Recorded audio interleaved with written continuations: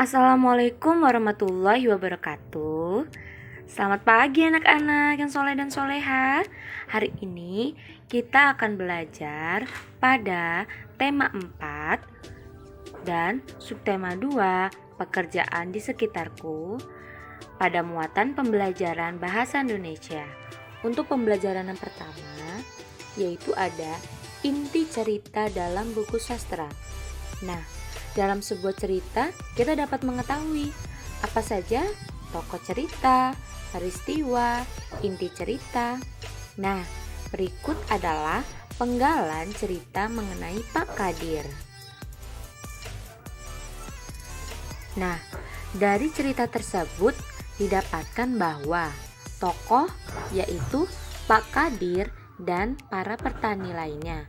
Peristiwa terjadi serangan wabah hama di sawah para petani. Inti cerita, Pak Kadir dan para petani mengalami kerugian karena sawah mereka diserang hama. Namun, berkat kerja keras dan kerjasama mereka, kesulitan tersebut dapat diatasi. Nah, selanjutnya kita lihat ya materi selanjutnya. Dalam pembelajaran ketiga, masih dalam muatan pembelajaran bahasa Indonesia, yaitu menentukan pesan moral dari suatu cerita.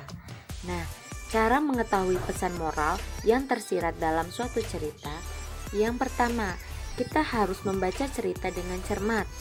Yang kedua, mencari peristiwa dan kalimat yang mengandung saran, nasihat, pesan, atau anjuran. Yang ketiga, membuat kalimat kesimpulan dari peristiwa atau kalimat yang mengandung saran, nasihat, pesan, atau anjuran dengan bahasa sendiri. Nah, cobalah temukan pesan moral dalam cerita Raja Parkit yang cerdik di buku Bu Penamu. Nah, ceritanya ada di samping sini ya nak ya. Raja Parkit yang cerdik. Nah, selanjutnya untuk pembelajaran keempat, yaitu membahas menyampaikan pendapat tentang suatu cerita. Hal-hal yang perlu diperhatikan saat menyampaikan pendapat. Nah, ini sangat harus dipahami ya.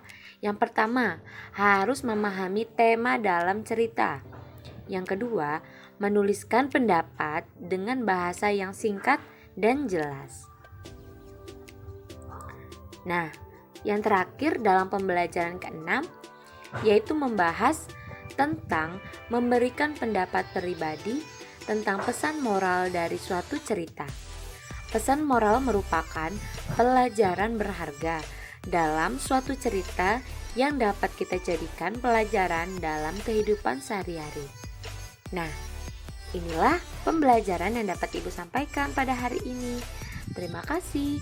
Wassalamualaikum warahmatullahi wabarakatuh.